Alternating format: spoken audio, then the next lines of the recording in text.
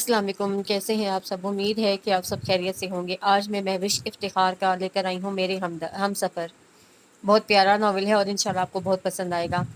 मगर आगे बढ़ने से पहले अगर आप मेरे चैनल पर न्यू हैं तो काइंडली मेरा चैनल सब्सक्राइब कर दे। वीडियो को लाइक कर दे, कमेंट कर दे, शेयर कर दे। चलिए आइए शुरू करते हैं फिर मेरे हम सफ़र। आगा भाई का फ़ोन था। बरीरा की शादी की तारीख तय हो गई है। रिफत बेगम ने कुर्सी संभालते हुए डाइनिंग टेबल के गिर्द बैठे बैठे बहू और छोटी बेटी को मुतला किया, जो इस इत्तला पे एकदम पुरजोश हो गई थी। हैं कब? हाथ रोक कर उसे माँ की जानिब देखा। खानदान में बहुत अरसे बाद शादी की कोई तकरीब होने वाली थी, और वो भी आगा मामू के घर। जो थे तो उनकी उसकी अम्मी के कज़न, मगर उसमें कोई शक न था कि खानदान के बुजुर्गों के गुजर जाने के बाद अगर कोई उनके ननियाल को जोड़े हुए था तो वो आगा फरमान थे, जिनकी हमासिफ्त और मिलनसार तबीयत के बायस सब उनकी दिल से इज्जत और कदर करते थे, और उन्होंने भी हमेशा सबके दुख सुख को अपना जानकर उनकी इज्जत और अहमियत का मान रखा था। बकरे ईद के 5वें दिन उन्होंने बेटी के पुरजोश चेहरे को मुस्कुराती नजरों से देखा। ईद पे उसे खुशगवार हैरत से कहा, और मेहंदी वगैरह? ईद के चौथे रोज मेहंदी है और तीसरे रोज घर में ही माइयों का छोटा सा फंक्शन है। उन्होंने तफसील सुनाते हुए बहू के हाथ से चावलों की डिश पकड़ते हुए अपनी प्लेट में चावल निकाले। जबरदस्त आइडिया है। फिर आपने क्या कहा? मैंने अपनी तरफ से तो माजरत कर ली है। मैं फरीहा को इस हाल में छोड़ के नहीं निकल सकती। उन्होंने बहू की जानिब इशारा किया, जो प्रेग्नेंट थी और ईद के बाद की ही तारीख डॉक्टर ने दे रखी थी। बुरहान की भी यहाँ मौजूदगी बेहद ज़रूरी है। लेकिन अम्मी, शादी में किसी की शिरकत भी तो लाजमी है। वो सबके साथ इतना करते हैं, और बरीरा उनकी इकलौती बेटी है। फरीहा ने सास की तरफ देखा। बरीरा फरमान साहब की औलादों में आखिरी नंबर पे थी। वो 4 भाइयों की इकलौती बहन थी। जानती हूँ, इसीलिए तो जब उन्होंने बच्चियों को भेजने के लिए कहा तो मैं सरवत की फैमिली का सोच के खामोश हो गई। लेकिन जब उन्होंने बताया कि उनमें से कोई भी लाहौर नहीं, तो मैं इनकार नहीं कर सकी। उन्होंने रिसान से कहा तो निमरा का चेहरा खिल उठा। लेकिन अम्मी, आपको हामी भरने से पहले एक बार फिजा से पूछ लेना चाहिए था। मेरा नहीं ख्याल कि वो जाएगी। सब एक पल को खामोश से हो गए। मैं समझाऊंगी तो चली जाएगी। वैसे भी आगा भाई कह रहे थे कि वो उससे खुद बात करेंगे। मरियम को भी वो खुद ही कॉल करने का कह रहे थे। वफादारी निभाना तो कोई उनसे सीखे। सच में मुझे तो कभी कभी उन पर रश्क आता है। हर बात का ख्याल रखते हैं। बुरहान ने माँ की बात सुनकर सताइशी लहजे में कहा, तो रिफत के रबों पर मुस्कुराहट फैल गई। अगले दिन इतवार था, इसलिए फिजा भी घर पे थी, वरना दिन में अस्पताल की मसरूफियत और शाम में रफ़ाई अदारा जिससे कि वो मुंसलिक थी, उसकी और उसकी जिम्मेदारियां उसे खुद अपने लिए भी ज़्यादा वक्त नहीं देती थी। इसलिए इतवार वाले दिन वो खूब आराम करती थी। मरियम की भी यही कोशिश होती थी कि वो मैके का चक्कर इतवार को लगाए, ताकि सबके साथ मिल बैठने का मौका मिल सके। अभी भी वो तीनों बहनें, माँ, अपनी इकलौती भाभी और रिफत बेगम के लाउंज में बैठी खुशखबरियों में मसरूफ थीं, जब फिजा की मोबाइल पे फरमान साहब की कॉल आई थी। बरीरा की शादी का सुन के वो हकीकतन बहुत खुश हुई थी, लेकिन उनके फ़ोन करने का मकसद जान के वो बेख्तियार हूँ हाँ पे उतर आई थी। मोहब्बत से उसे आने के लिए इसरार करते हुए उन्होंने बातों बातों में उसकी तसल्ली का सामान भी कर दिया था। मरियम ने भी उससे फ़ोन लेकर फरमान साहब को ढेरों मुबारकबाद देने के साथ साथ अपने आने का यकीन भी दिलाया था, और थोड़ी देर मजीद गुफ्तगू के बाद फ़ोन बंद कर दिया था। इसका मतलब है कि आपका प्रोग्राम अ, बन चुका है। फिजा ने बड़ी बहन की जानिब देखा। हाँ भाई, हमारे आगा मामू से अपने टर्म्स हैं और हमने उनके मुंह को जाना है। वहाँ और कौन आता है कौन नहीं, हमारा उससे कोई लेना देना नहीं। ना ही हम किसी के पीछे लग के अपने खानदान से कट ऑफ कर सकते हैं। आपसे किसे कहा कि मेरे जहन में कोई ऐसी बात है?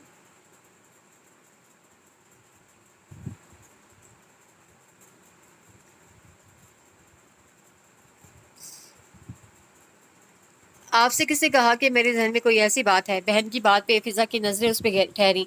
किसी ने नहीं, लेकिन सच ये सच है कि हम सब बहनों में ये बात ज़रूर है, क्योंकि इन 6 सालों में कभी अगर लाहौर का जिक्र भी किया गया है तो तुम पहलू बचा के निकल गई हो अम्मी, या फिर मैंने ही हर तरह की खुशी गमी निभाई है। मगर अब हम चाहते हैं कि तुम इस फेज से पूरी तरह निकल आओ। नरमी से कहते हुए मरियम ने उसका हाथ थाम लिया।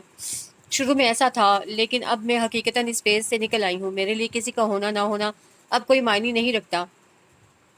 ना ही वो मेरे लिए इतनी अहमियत के हामिल हैं कि मैं उनकी वजह से खुद पे पाबंदियां लगाती फिरूं। उससे रिसान से जवाब दिया तो मरियम उसे सराहते हुए बोली, ये तो बहुत अच्छी बात है, मगर तुम्हें ये बात दुनिया पे भी वाजे करना होगी। تاکہ اگلوں کو بھی اس حقیقت کا پتہ چلے کہ اگر وہ آگے بڑھ چکے ہیں تو تم بھی انہیں فراموش کر چکی ہو۔ مجھے کسی پہ کچھ واضح نہیں کرنا، ویسے بھی میری اپنی اتنی مصروفیات ہیں کہ میرے پاس ان خرافات کے لیے ٹائم نہیں، وہ بیزاری سے بولی۔ خرافات کے لیے وقت نہ صحیح، لیکن دنیا داری کے لیے تمہیں وقت نکالنا پڑے گا۔ آغا بھائی نے ہمیں سب کو بہت پیار سے بلایا ہے، اور تمہیں تو انہوں نے خاص طور پہ الگ سے فون کیا ہے۔ اتنا مان کون کسی کو دیتا ہے، اس لیے اب تمہارا فرض ہے کہ تم ان کی بات رکھو۔ رفت نے تنبیہی لہجے میں کہا تو وہ مارے بے کلی کے ایک گہری سانس کھینچ کر رہ گئی۔ اس نے جہاز سے نکل کر 6 سال بعد ان ہواؤں کو اپنے اندر اتارا تھا جہاں وہ پیدا ہوئی تھی اور پلی بڑھی تھی، جو اس کی ہر خوشی کی گواہ اور ہر درد کی رازدامی تھی۔ تب اس کا دل بے اختیار بھر آیا تھا۔ اپنی آنکھوں سے چھلک جانے والے کتنے ہی خاموش آنسو ٹشو پیپر میں جذب کرتے ہوئے اس نے بڑی ہمت سے قدم بڑھائے تھے اور پھر سر اٹھائے ایئرپورٹ کی عمارت سے باہر نکل آئی تھی، جہاں خود فرمان صاحب کو اپنے بڑے بیٹے کے ہمراہ دیکھ کے وہ دل سے ان کی محبت کی قائل ہو گئی تھی۔ اس کے سر پہ شفقت سے پیار دیتے اور نمرا کو خود سے لگاتے ہوئے ان کی اپنی آنکھیں بھی بھر آئی تھیں، مگر وہ کمال ضبط کا مظاہرہ کرتے واقعی سب کا حال احوال کرنے لگے تھے۔ لاہور شہر کی وہی رونقیں، وہی شان تھی، ہر چیز پہلے سے بڑھ کے خوبصورت اور سنوری ہوئی تھی۔ بہت سی جگہیں، بہت سی باتیں یاد دلا گئیں۔ دل میں بے اختیار ایک ہوک سی اٹھی تھی، بے جان چیزیں اور مقامات سب وہیں رہ گئے تھے، بدل گئے تھے تو صرف بڑے بڑے دعوے کرنے والے، بظاہر مضبوط لیکن در حقیقت کمزور اور بودے انسان۔ اب کے تجدید وفا کا نہیں امکان جانا، یاد کیا تجھ کو دلائیں تیرا پیمان جانا، یوں ہی موسم کی ادا دیکھ کے یاد آیا ہے، کس قدر جلد بدل جاتے ہیں انسان جانا۔ ہم بھی کیا سادہ تھے، ہم نے بھی سمجھ رکھا تھا، غم دوران سے جدا ہے غم جانا جانا، اب تیرا ذکر بھی شاید ہی غزل میں آئے، اور سے اور ہوئے درد کے امکان جانا۔ 2 ماہ پیشتر۔ تھینکس گاڈ کہ آپ انہیں بروقت لے آئے، ورنہ اگر تھوڑی سی بھی تاخیر ہو جاتی تو خدا نہ خواستہ کچھ بھی ہو سکتا تھا۔ ڈاکٹر نے ICU سے باہر آتے ہوئے اپنے ساتھ چلتے فرجاد کو مطلع کیا تو اس کے لب سختی سے ایک دوسرے میں پیوست ہو گئے۔ تبھی ان دونوں کو دیکھ کے حیدر صاحب سمیت زری اور احمد تیزی سے ان کی جانب گئے تو فرجاد نے صورت سے خود کو سنبھالتے ہوئے ڈاکٹر صاحب کو مخاطب کیا، پلیز ڈاکٹر صاحب، انہیں یہ سب بتانے کی ضرورت نہیں۔ اس کی درخواست پہ ڈاکٹر سہیل نے اس بات میں سر ہلا دیا۔ تبھی وہ تینوں ان کے قریب چلے آئے۔ ڈاکٹر صاحب، میری وائف اب کیسی ہیں؟ حیدر صاحب کے پریشانی سے استفسار کرنے پہ ڈاکٹر سہیل دھیرے سے مسکرا دیے تھے۔ اب وہ بالکل ٹھیک ہیں، ہلکا سا انجائنا پین تھا مگر بروقت ٹریٹمنٹ نے مسئلے کو بڑھنے سے بچا لیا۔ انہوں نے مائنر ہارٹ اٹیک کو انجائنا پین کا نام دیتے ہوئے تسلی آمیز لہجے میں کہا تو فرجاد بے اختیار ایک بوجھل سانس کھینچ کے رہ گیا۔ حیدر صاحب ڈاکٹر سہیل سے مزید چند ایک باتیں پوچھنے لگے تو آنکھوں میں آنسو لیے زری اس کے بازو سے آ لگی۔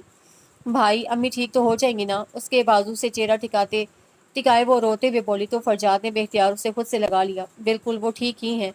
تو پھر انہیں ICU میں کیوں رکھا ہے؟ روتے ہوئے اسے بے قراری سے اس کے سینے سے سر اٹھایا۔ تبھی ڈاکٹر سہیل نے قدرے اونچی آواز میں ان سب کو مخاطب کیا تو فرجاد اور زری تیزی سے ان کی جانب متوجہ ہوئے۔ آپ سب اس بات کا خیال رکھیں کہ آپ کی والدہ خوش رہیں، انہیں ہر طرح کی ٹینشن اور ذہنی دباؤ سے پلیز دور رکھیں۔ وہ انہیں پروفیشنل انداز میں باور کرواتے آگے بڑھ گئے تو سب لہجہ بھر کو خاموش ہو گئے۔ احمد، تم پاپا اور زری کو لے کر گھر چلے جاؤ، میں یہاں امی کے پاس رکوں گا۔ چند لمحوں کے توقف کے بعد وہ دھیرے سے بولا تو سب نہ چاہتے ہوئے بھی گھر جانے کے لیے راضی ہو گئے کہ ایک تو مریض کے ساتھ صرف ایک اٹینڈنٹ کو رکنے کی اجازت تھی اور دوسرا گھر پہ زری کے دونوں بچے ملازمہ کے پاس تھے اور وہ انہیں چھوڑ کر یہاں اسپتال میں نہیں رک سکتی تھی۔ جو 24 گھنٹوں کے بعد مسز حیدر کو گھر آنے کی اجازت مل گئی تھی۔ گھر آنے کے بعد وہ گھر والوں کی بھرپور توجہ کا مرکز بن گئی تھی، مگر فرجاد کا تو بس یہی چلتا تھا کہ وہ ماں کی خدمت میں کوئی کسر نہ اٹھا رکھے، کیونکہ وہ چاہتا تھا کہ اس کی ذات ہی ان کی سب سے بڑی پریشانی تھی اور بار بار ندامت اسے اندر ہی اندر مجرم بنائے دے رہا تھا۔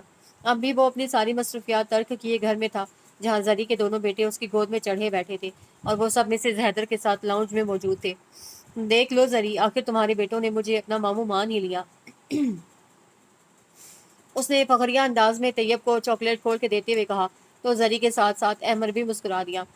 جی جی، کیوں نہیں، آدھے شہر کی سویٹس اور چاکلیٹس ان بے ایمانوں کو رشوت میں دینے کے بعد یہ آپ کو ماموں تو کیا نانی بھی ماننے کے لیے تیار ہو جاتے۔ احمد نے مسکراتے ہوئے اپنے لندن پلٹ بھانجوں کو گھورا تو فرجاد کے ساتھ ساتھ زری اور مسز حیدر بھی ہنس پڑی. بدتمیز، کس طرح میرے بچوں کو باتیں سنا رہے ہو؟ زری نے ہنسی کے درمیان چھوٹے بھائی کو گھورا. بچوں کو نہیں، ان کی مطلب پرستی کو باتیں سنا رہا ہوں. قسم سے صحیح انگریز بن گئے ہیں. وہ ہنستے ہوئے بولا. ہاں دیکھوں گی تمہارے بچے کتنے پاکستانی بنتے ہیں. وہ اپنی مسکراہٹ دبائے مصنوعی ہفگی سے بولی تو احمد نے جان بوجھ کے ایک ٹھنڈی آہ بھری. حق ہاں، یہ کیسی دکھتی رگ پہ ہاتھ رکھ دیا. مجھے تو اس دن کے آثار دور دور تک نظر نہیں آتے. اس نے یکلخت چہرے پہ اداسی تاری کرتے ہوئے بہن کی جانب دیکھا تو مسز حیدر نے بے اختیار اسے ٹوک دیا. اللہ نہ کرے، اللہ میرے بچوں کو پھلنا پھولنا نصیب کرے. خبردار جو دوبارہ منہ سے ایسی بات نکالی. میرے کہنے یا نہ کہنے سے کیا ہوتا ہے امی حضور، سب کچھ تو آپ کے بڑے صاحبزادے کے ہاتھ میں ہے. اس نے کنکھیوں سے بھائی کی طرف دیکھا جو اس موضوع کے چھڑتے ہی اپنی تمام تر توجہ بھانجوں کی جانب مبذول کر چکا تھا. اس کو اگر اس بات کا احساس ہوتا تو رونا کس بات کا تھا. فرجاد پہ نظریں جمائے انہوں نے شکایتی لہجے میں کہا تو اس کے چہرے پہ تکلیف ڈر آئی. کبھی کبھی تو مجھے لگتا ہے کہ اس نے اس وقت جذبات میں آ کر وہ فیصلہ تو کر لیا تھا، مگر اب وہ یہ نہ صرف خود پچھتا رہا ہے مگر دل ہی دل میں ہم سب کو بھی سب کا ذمہ دار بھی مانتا ہے. پلیز امی، میں نے ایسا کبھی بھی نہیں سوچا. اپنی زندگی کا ہر فیصلہ میں نے ہمیشہ خود لیا ہے اور اپنے لیے ہوئے فیصلوں پہ میں نے کبھی بھی کوئی پچھتاوا محسوس نہیں کیا. ماں کے الزام پہ وہ بے اختیار تڑپ اٹھا. اگر ایسا ہے بھائی تو آپ کیوں امی کو ان لاجائنی سوچوں میں گھیرنے پہ مجبور کر رہے ہیں؟ آپ ان کی بات مان کیوں نہیں لیتے؟ زری نے اس کی طرف دیکھتے ہوئے کہا تو فرجاد بے بسی سے ماں بہن کو دیکھ کر رہ گیا. اچھا ٹھیک ہے، اگر تم لوگوں کو لگتا ہے کہ شادی ہی میری سچائی کا ثبوت ہے تو میں تیار ہوں. ان کی جانب دیکھتا وہ اچانک بولا تو وہ تینوں اپنی جگہ پہ حیرت زدہ سے رہ گئے. آپ سیریسلی کہہ رہے ہیں بھائی؟ زری نے بے یقین نظروں سے اس کی جانب دیکھا تو اس نے ایک گہری سانس لیتے ہوئے اس بات میں سر ہلا دیا. یعنی ہم آپ کے لیے لڑکی دیکھ لیں؟ زری نے خوشگوار حیرت سے تصدیق چاہی تو اس کی بات پہ فرجاد کے لبوں پہ پھیکی سی مسکراہٹ آن ٹھہری، لیکن اس سے پہلے کہ وہ کچھ کہتا احمد کے لیے اس بے تکے سوال پہ مزید خاموش رہنا مشکل ہو گیا. میرے خیال میں لڑکوں کی شادی کے لیے لڑکی ہی دیکھی جاتی ہے. وہ اپنی مسکراہٹ دبائے شرارت سے بولا تو زری اور مسز حیدر کھل کے ہنس پڑی. ماں کو یوں ہنستا دیکھ کے فرجاد کے اندر سکون سا پھیل گیا. اس کے اس فیصلے سے اگر اس کی ماں کو خوشی مل سکتی تھی تو شاید پھر یہ اتنا مہنگا سودا نہ تھا. اس کے اقرار نے پورے گھر میں ہلچل مچا دی تھی. دن رات خاندان بھر کی اور خاندان سے باہر کی مختلف لڑکیاں زیر غور تھیں. زری کا پاکستان میں قیام چونکہ محض ایک ماہ کا رہ گیا تھا، اس لیے اس کی پوری کوشش تھی کہ جو بھی ہونا ہو اس کے سامنے ہو جائے. ابھی بھی وہ تینوں باپ بیٹا آفس سے لوٹے تو آگے وہ دونوں بمائے فرجاد کی چھوٹی خالہ کے ان کے پڑوس میں جانے کے لیے تیار کھڑی تھی. اچھا ہوا آپ لوگ آ گئے، اب کم از کم میں وہاں ٹینشن فری ہو کے بیٹھ سکوں گی. زری نے ملازمہ کو چائے لانے کا کہتے ہوئے صوفے پہ رکھا اپنا پرس اٹھایا. پہلے کون سی پریشانیاں تھی تمہیں؟ احمد نے اپنا لیپ ٹاپ پارا صرف سائرہ کی پہنچ سے دور کرتے ہوئے کہا. یہی جو اس وقت تمہیں ستا رہی ہیں. زری دو بدو بولی تو اس کے جواب پہ سبھی مسکرا دیے. وہ اپنے دونوں شیطان ان سب کے سپرد کرتی امی اور خالہ کے ساتھ چلتی بنی تو احمد فرجاد کو اپنی یہ قربانیاں یاد رکھنے کی نصیحت کرتا چائے پینے میں مشغول ہو گیا. چائے کے دوران فرجاد کے دوست کی کال آ گئی تھی. وہ بچوں کے شور کی وجہ سے اٹھ کر باہر نکل گیا تھا اور جب کال اٹینڈ کر کے واپس آیا تو احمد اور حیدر صاحب دونوں کو غائب پا کے بے اختیار گہری سانس لے کر رہ گیا تھا. مائرہ کی آواز کچن سے آتی سن کے وہ طیب کی جانب آیا تھا جو صوفے پہ نہ جانے کس کا موبائل لیے بیٹھا تھا.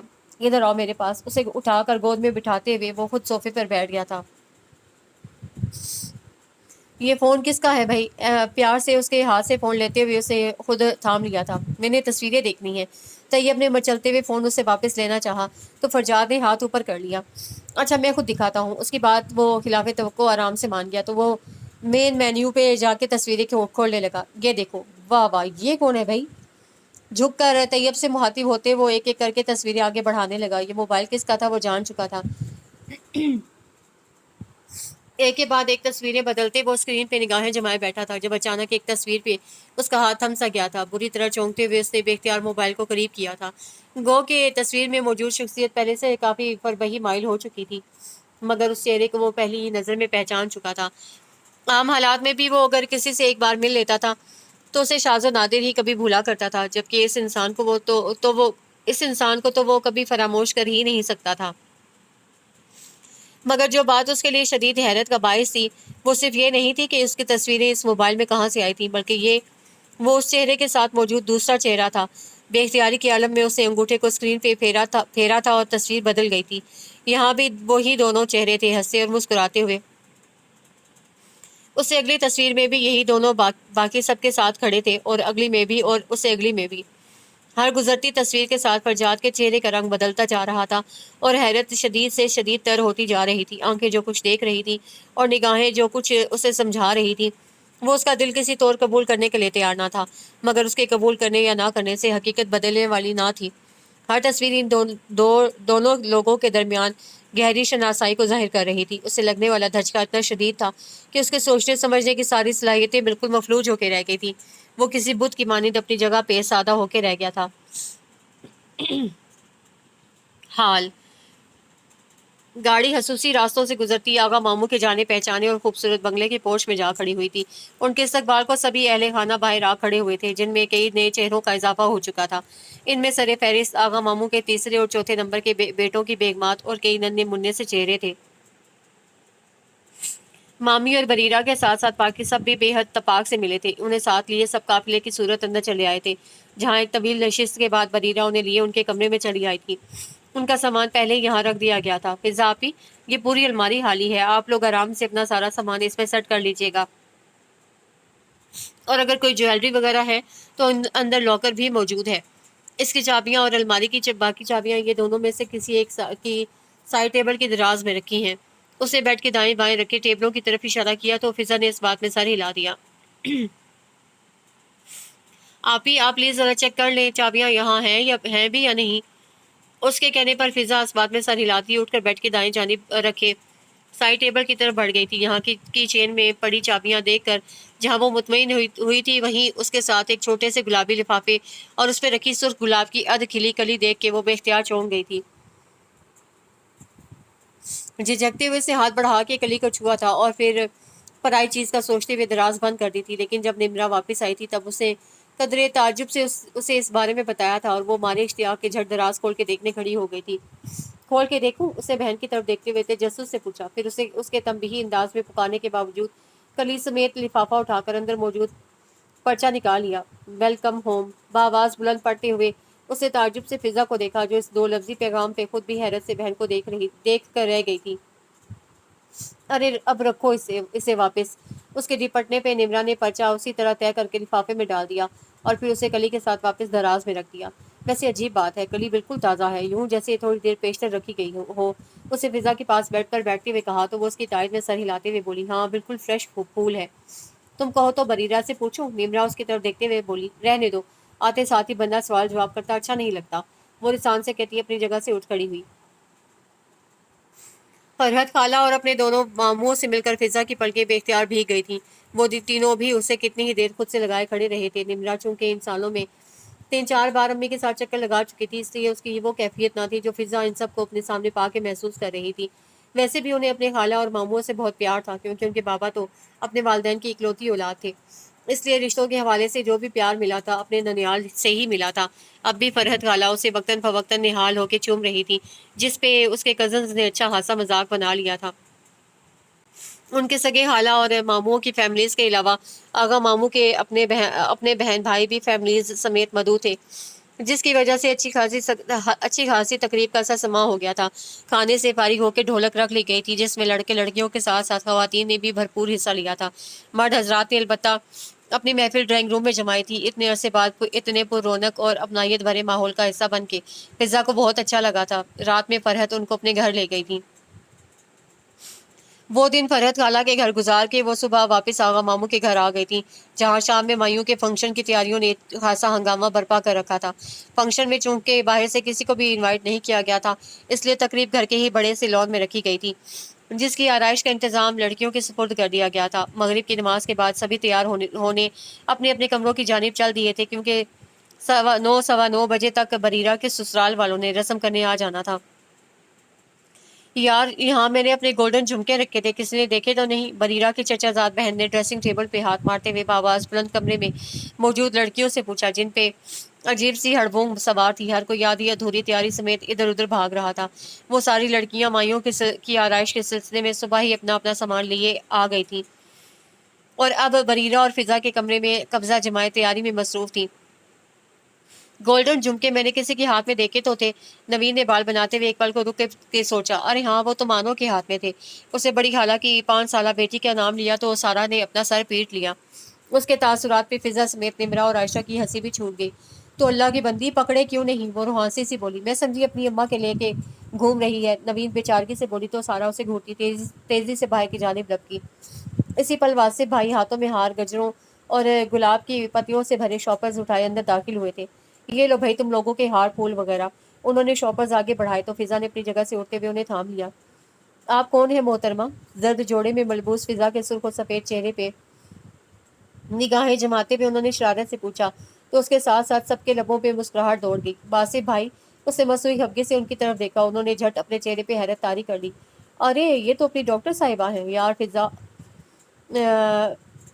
फिजा खुद पेंट किया है या किसी एक्सपर्ट से नक्शा बदलवाया है? बाखुदा पहचान में नहीं आ रही।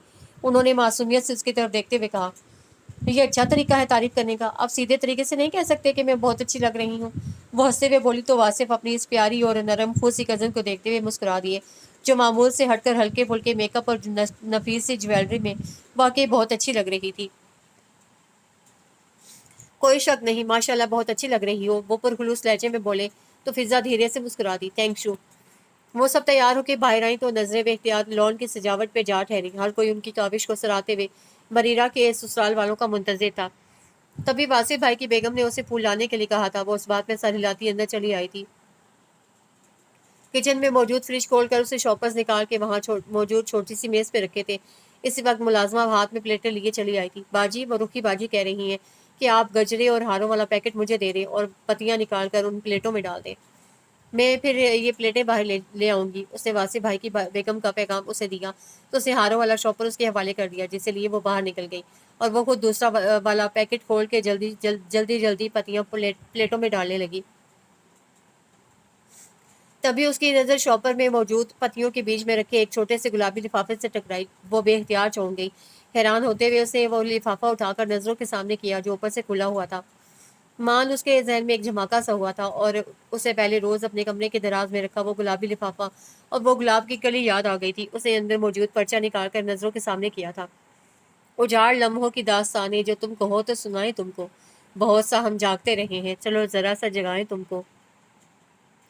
तुम ही हो जो रोशनी सी बनकर हमारी आंखों में आ बसे हो। जब अपनी आंखें ही कह दिया है तो फिर भला क्यों बुलाएं तुमको। गुबार आलूद रास्तों में तलाश कर करके थक गए हैं, कहाँ पे जाकर बसे हो, कहाँ से हम ढूंढ लाएं तुमको। तुम्हें तो सुख आ गए मुयस्सर, तुम्हें तो हम याद ही नहीं है। मगर ये बताओ कि हम जो चाहें तो किस तरह से भुलाएं तुमको। कहो कि जाजिब ये झूठ है ना कि तुमने इस उसको भुला दिया है अभी तलक, जिसकी शोह यादें हर एक लम्हे सताएं तुमको। ये क्या था और किससे रखा था? क्या उसके साथ किसी किस्म का मजाक किया जा रहा था या ये दोनों पैगामात किसी और के लिए थे? उलझते हुए उसकी नजरें एक बार फिर पर्चे पे दौड़ने लगी थी, लेकिन कुछ समझ में नहीं आया था। बिलाखिर उसने पर्चा वापस लिफाफे में डाल दिया था। अपना काम मुकम्मल करके वो किचन से बाहर निकल आई थी। इस हंगामे में वो भला इस लिफाफे के मुतालिक किससे क्या पूछती? निमरा भी फिल वक्त सबके साथ बाहर मौजूद थी, इसलिए वो ऊपर अपने कमरे की जानिब चली आई थी। अपने पीछे दरवाज़ा बंद करते हुए वो तेज़ कदमों से बाएं तरफ वाले साइड टेबल की तरफ आई थी, लेकिन जो ही उसने उसकी निचली दराज खोली थी वो हैरान रह गई थी। वहाँ कुछ भी नहीं था। मिकान के अंदाज में उसके हाथ ऊपर वाले दराज की जानिब उठे थे, लेकिन ना सिर्फ वो बल्कि दूसरे साइड टेबल के दराजों में भी कहीं गुलाबी लिफाफे और उस कली का पता ना था। अब या तो उनकी गैर मौजूदगी में वो दोनों चीज़ें किसी ने उठाकर फेंक दी थी या फिर जिसने रखी थी उसने उठा ली थी। इस अजीब व गरीब सूरत हाल पे उलझते हुए बेख्तियार उसकी नज़रें हाथ में पकड़े उस नए लिफाफे पे आ ठहरी थी और इस खदशे के ज़ेर असर कि कहीं ये भी इधर उधर ना हो जाए, उसे उठकर उसे अलमारी में रखे अपने पर्स में रख लिया था और फिर इसी मुतल्लिक सोचती कमरे से बाहर निकल गई थी। मायूं की तकरीब भरपूर रही थी। सबने बेहद एंजॉय किया था। मेहमानों और खानदान वालों के रुखसत होने के बाद फिजा और निमरा समेत सभी घर वालों ने मिलकर अंदर बाहर से घर समेटा था। बरीरा इस दौरान सबके मना करने के बावजूद छोटे मोटे काम निपटाती रही थी। यूं रात के जब वो बिस्तर पर आकर लेटी थी तो फिजा के जहन से वो लिफाफा बिल्कुल निकल गया था। दूसरे दिन वो बरीरा के साथ लाउंज में बैठी थी जब अचानक बरीरा पुरजोश सी आवाज़ में भाई आप का नारा लगाती दाढ़ी दरवाजे की जानिब लपकी थी। उसकी पुकार पे सबके साथ साथ फिजा की नजरें भी आने वाले की तरफ उठी थी और फिर गोया वो सांस लेना भूल गई थी। लाउंज के इंतहाई सिरे पे उसके ऐन मुकाबिल हंसता मुस्कुराता कोई और नहीं बल्कि उसकी ज़िंदगी का सबसे बड़ा दर्द मुजस्सिम खड़ा था। वो शख्स जिसकी सूरत भी वो दोबारा कभी नहीं देखना चाहती थी, मगर जिसे आज 6 साल बाद अचानक अपने रूबरू पाकर उसका दिमाग इस हद तक मौफ हो गया था कि वो अपनी जगह से हिलना तक भूल गई थी। उसके बरक्स बाकी तमाम अफराद खुशगवार सी हैरत लिए उसके जानिब बढ़े थे, जो फिजा की मौजूदगी से अनजान बरीरा के सवालों का मुस्कुराते लहजे में जवाब दे रहा था। ऐसा हो सकता था भला कि मेरी बहन की शादी होती और मैं ना पहुंचता? मोहब्बत से कहते हुए वो आगे बढ़ के आगा मामू के गले जा लगा था। उसके रोशनियां बखेरते चेहरे पे अपनी दहशतनाक निगाहें जमाए वो भरी महफिल में अपनी ज़ात में बिल्कुल तनहा खड़ी थी जब उसे अपने बाजू पे एक मेहरबान लम्स महसूस हुआ था। बेख्तियार उसकी खाली नजरें अपने दाएं जानिब उठी थी और अपने पहलू में निमरा को खड़ा देख के वो उसका हाथ अपने बर्फ से हाथ में थामे एक झटके से पलट के अंदर की जानिब बढ़ गई थी। ये जाने बिना के अंदर गायब होते सब्ज आंचल के पीछे उठने वाली बहुत सी नजरों ने आने वाले को भी किसी के महफिल छोड़ जाने का एहसास दिला दिया था। क्यों आया वो मेरे सामने? क्यों? क्यों? अपने कमरे की तन्हाई मिलते ही वो दर्द से बिलबिला उठी थी। मैं अब यहाँ 1 मिनट नहीं रुकूंगी। सख्ती से अपने आंसू पोंछती वो कतियत से अलमारी की जानिब बढ़ी तो अब तक खामोशी से उसका साथ देती निमरा कारदार लहजे में बोल उठी, जरूर जाओ ताकि उस शख्स को अच्छी तरह पता चल जाए कि इतने सालों में तुम उसे भुलाना तो दूर उसके सामने खड़े होने की हिम्मत भी मुजतमा नहीं कर सकी। उसकी बात पे फिजा की अलमारी खोलते हाथ यकलख्त साकित हो गए थे। क्या कहा था तुमने मरियम आपी से कि किसी का होना ना होना तुम्हारे लिए कोई मायने नहीं रखता और ये कि तुम इस फेज से निकल आई हो? गुस्से से बोलती निमरा ने अपनी जगह से उठकर उसके करीब आते हुए एक झटके से उसका रुख अपनी जानिब किया। झूठ बोलती हो तुम, क्योंकि अगर तुम्हारे अल्फाज में रत्ती बराबर भी सच्चाई होती तो तुम इस वक्त ये तमाशा करने के बजाय वहां सबके दरमियान उस शख्स की जात की नफी करके अपने कहे को साबित कर रही होती, यूं बुज़दिलों की तरह भाग जाने की तैयारियां नहीं कर रही होती। उसके चेहरे पे निगाहें जमाए वो खोलते हुए लहजे में बोली तो फिजा दोनों हाथों में चेहरा छुपाए फूट फूट के रो पड़ी। तुम सही कहती हो, मेरा हर दावा बोदा निकला। मैं जिंदगी में कुछ भी ना कर सकी, कुछ भी नहीं। बंद करो ये खुद तरसी की बातें, और अगर तुम चाहती हो फिजा मसूद कि नाकामी का ये शर्मनाक एहसास दोबारा तुम्हें कभी ना हो तो बहादुरी से सबके सामने उस शख्स का सामना करो, और ये बात याद रखना कि खुद को अपनी और दूसरों की नज़रों में सुरखरू करने का ये मौका शायद फिर दोबारा तुम्हें कभी ना मिले। बात करते करते उसे रोती हुई बहन के शाने पर नरमी से हाथ रखा तो फिजा के आंसू में शिद्दत दर आई। फिजा जिस खामोशी से लाउंज से निकली थी, इसी खामोशी से 2-2.5 घंटे बाद सबके दरमियान वापस आ मौजूद हुई थी। गो के उसके चेहरे का फीकापन और आंखों की सुर्खी उसके रोने और जहनी इंतशार की चुगली खा रही थी, मगर फिर भी किसी ने कोई सवाल नहीं किया था। उसे यूं जैसे कोई गैर मुतवक्के बात हुई ही ना हो। उसे यूं मजबूती से खुद को संभाले देख कर निमरा को बेहद इत्मीनान हुआ था। दूसरे दिन 12 बजे के करीब मरियम अपने बच्चों के हमरा पहुंच गई थी। उसकी आमद से फिजा और निमरा को अनदेखा सा तहफ़्फ़ुज़ का एहसास हुआ था। सरवत हालांकि फैमिली की लाहौर वापसी और शादी में मुतवक्की आमद का सुन के उसकी नज़रें बेख्तियार फिजा की जानिब उठ गई थी, मगर जब उसने किसी किस्म के रद्द अमल का इजहार नहीं किया था तब वो अंदर ही अंदर मुतमईन और खुश हो गई थी। शाम में सब लड़कियों ने मिलकर ढोलक रख ली थी। ढोलक की आवाज़ ने घर में समा सा बांध दिया था। मरियम की फरमाइश पे फिजा किचन में मुलाजमा के साथ चाय तैयार कर रही थी जब फखर भाई के ने आके उसे मजीद 8 बंदों के लिए चाय बनाने का कहा था।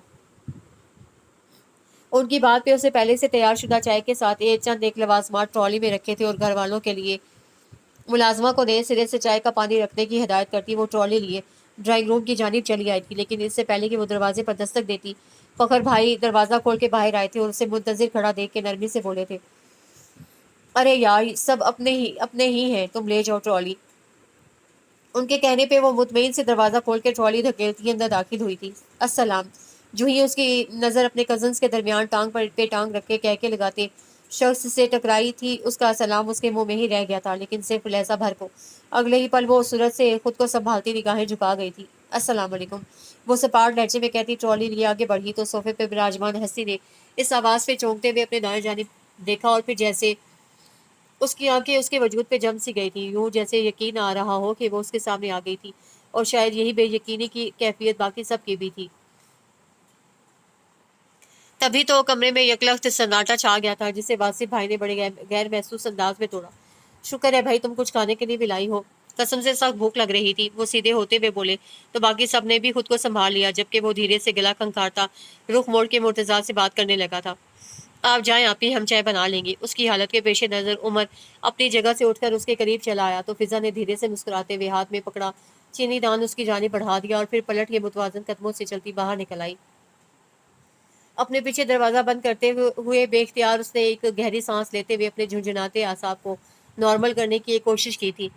तब ही अंदर से एक मानूस और जिंदगी से भरपूर कहका उसकी समातों से टकराया था और उसके लब सख्ती से एक दूसरे में पैवस्त हो गए थे। किसी की जात को अपने कदमों तले रोंद कर कोई भला इतना मुतमईन और खुश कैसे हो सकता है? जख्म खोदा निगाहें बंद दरवाजे पे जमाए उसे हैरत और दुख से सोचा था और फिर बोझल कदमों से किचन में जाने के बजाय ऊपर छत पे चली आई थी। सर कुर्सी की पुश्त पर डाले उसने अपनी खाली निगाहें नीले आसमान पे जमा दी थी। तभी किसी का हर बोझ से आजाद कह के लगाता बेफिक्र चेहरा उसकी नजरों के सामने आ ठहरा था, जो पहले से बढ़ के शानदार सरापे का मालिक बन चुका था। बेख्तियार उसकी आंखों में नमी तैरने लगी थी। हाँ, होते हैं कुछ लोग जो जिंदगी में किसी मकाम को जब पीछे छोड़ जाते हैं तो उसकी जानिब पलट कर देखना तो दूर उसके बारे में सोचना भी बेवकूफ़ी समझते हैं। और कुछ इस जैसे बेवकूफ़ भी होते हैं जो बज़ाहिर तो अपनी ज़िंदगी में आगे बढ़ना सीख लेते हैं, लेकिन उनका अंदर वहीं कहीं उस मकाम के गिर्द खड़ा रह जाता है। इससे तो आज तक किसी गैर को फरामोश नहीं किया गया था। वो तो फिर उनके अपने थे। हमसे ज़िंदगी की हकीकत न पूछ बसी बहुत पुरखलूस लोग थे जो तन्हा कर गए। वाकई उन्हें जिन हस्तियों से उनकी ज़िंदगी का सबसे बड़ा दुख मिला था उनके बारे में तो उन्होंने कभी गुमान भी नहीं किया था कि वो उन्हें कभी कोई छोटा सा दर्द भी पहुंचा सकते हैं। इसीलिए शायद जब उनके हाथों दिलों पर ज़रब लगी थी तो ना सिर्फ रिश्ते टूटे थे बल्कि मान एतबार और मोहब्बत हर चीज़ बिखर कर रह गई थी। वरना उसे याद था कि कैसे उनके लिए सरबत खाला की हर बात हुक्म का दर्जा रखती थी और उन्हें भी उन चारों बहन भाइयों के साथ साथ अपनी बहन से भी बहुत प्यार था। इसी हद तक के दोनों बहनों ने अपने शोहरों और ससुराल वालों की रजामंदी से बचपन में ही अपने बच्चों के रिश्ते आपस में तय कर दिए थे। 4 साल बुरहान को सरवत ने अपना बेटा बना लिया था और एक माँ की फिजा को 5 साल सिकंदर से मंसूब कर दिया गया था। ये और बात थी कि दोनों को अपने इस रिश्ते का इल्म बहुत बाद में जाकर हुआ था, तब जब सिकंदर अपना MSc कर रहा था और फिजा मेडिकल के दूसरे साल में थी। मगर दोनों को ही बुजुर्गों के इस फैसले ने खुशी से सरशार कर दिया था। खास तौर पर सिकंदर, जिसकी दिली मुराद अज खुद बर आई थी। अपनी इस पसंदीदगी का इजहार वो अब अक्सर फिजा से करता रहता था, जिससे चाहे जाने के पुरकैफ एहसास ने खुद भी सिकंदर की मोहब्बत में गिरफ्तार कर दिया था। मगर अपनी मतानत और फितरी झिझक के हाथों वो अक्सर इजहार से पहलू बचा जाया करती थी। दूसरी जानिब बुरहान ने भी इस रिश्ते को खुशी से कबूल किया था, मगर सिकंदर के बरक्स वो जज्बों को वक्त से पहले अयां करने का कायल न था। उसका इजहार ज़ारा को फ़कत मीठी मीठी नज़रों से देखने तक होता था, जिस पे ज़ारा को उसे खासा गिला था। उसके ये गिले सिर्फ उसकी ज़ात तक महदूद थे, लेकिन अंदर का ये खिंचाव बाज़ औक़ात उनके रवैये में भी डर आता था, ख़ुसूसन फ़िज़ा के साथ, जो अपनी अच्छी भली कज़न के यूँ अचानक बदल जाने पे हैरान भी होती थी और परेशान भी। मगर चूंकि वह पहले से ज़्यादा मोहतात हो गई थी, इसलिए ज़ारा की ऐसी हर बात को ज़र-गुज़र कर दिया करती थी। वो इन लाजानी बातों को अहमियत दे के आने वाले वक्त के लिए कोई उलझने नहीं पैदा करना चाहती थी। किस कदर खूबसूरत बाल हैं तुम्हारे, मगर तुमने इन्हें पढ़ाई के चक्कर में बिल्कुल नज़रअंदाज कर दिया है। मरियम आज मैके आई हुई थी। फिजा उसके पास लाउंज में बैठी चाय पी रही थी। जब अम्मी से बातें करती मरियम का ध्यान उसकी पुश्त पे पड़ी चोटी पे पड़ा था, जो पहले के मुकाबले में कदरे पतली हो गई थी। हाँ तो बाल बेचारे क्या करें, ना ढंग से खाती है ना ये लड़की, और ना ही जहन को सुकून देती है। जब देखो किताबों में सर दिया होता है। रिफत, जो पहले ही उसकी रूटीन से खासी नालान थी, खफगी से बोली तो मरियम उसे देखते हुए बोली, जाओ जाके तेल लेकर आओ, मैं तेल लगा दूं। पहले से कितने कमज़ोर हो गए हैं तुम्हारे बाल। उसने उसकी चोटी को हाथ में लेते हुए महसूस किया। अभी नहीं आपी, मुझे अपनी असाइनमेंट पूरी करनी है, वो बहन की तरफ देखती बेचारगी से बोली तो मरियम ने नफ़ी में सर हिला दिया। बाद में करना, जाओ तेल लेकर आओ। उसके कतई लहजे पे फिजा मुँह बनाती बाथरूम से जाकर तेल ले आई और फिर बाल खोल के बहन के सामने कारपेट पर बैठ गई। मरियम उसके पीछे सोफे पे बैठ गई थी। उसकी उंगलियों की सरसराहट से बहुत जल्द फिजा को भी सुकून मिलने लगा था। वो आंखें बंद किए बहन की चंपी से लुत्फ अंदोज हो रही थी जब लाउंज का दरवाज़ा खोल के सिकंदर और ज़ारा दाखिल हुए थे। उन्हें देख के मरियम और रिफत दोनों खिल उठी थी। لیکن اس سے پہلے کہ وہ کچھ کہتی ہیں سکندر نے ایک نظر آنکھیں بند کیے بیٹھی فضا پہ ڈالی تھی اور پھر شرارت سے لبوں پہ انگلی رکھ کر انہیں خاموش رہنے کا اشارہ کرتے ہوئے خود دبے قدموں سے چلتا صوفے کے پیچھے جا کھڑا ہوا تھا۔ اس کی حرکت پہ رفت اور مریم بے اختیار مسکرا دیتی، مگر زارا کو بھائی کی یہ شوخی ایک آنکھ نہ بھائی تھی۔ وہ منہ بناتی خاموشی سے جا کے ایک طرف رکھے کاؤچ پہ ٹک گئی تھی۔ سکندر نے صوفے کے پیچھے سے ہاتھ بڑھا کے فضا کے لمبے بالوں کی لٹ زور سے کھینچی تھی۔ آؤچ! اس کی آنکھیں پٹ سے کھل گئی تھی۔ اف آپی آرام سے، وہ ہاتھ اٹھا کے سر سہلاتے ہوئے بولی تو مریم اپنی ہنسی دبائے فقط اچھا ہی کہہ پائی تھی۔ تبھی سکندر نے ہاتھ بڑھا کے پہلے سے زیادہ زور سے اس کے بال کھینچے تو فضا بلبلا اٹھی۔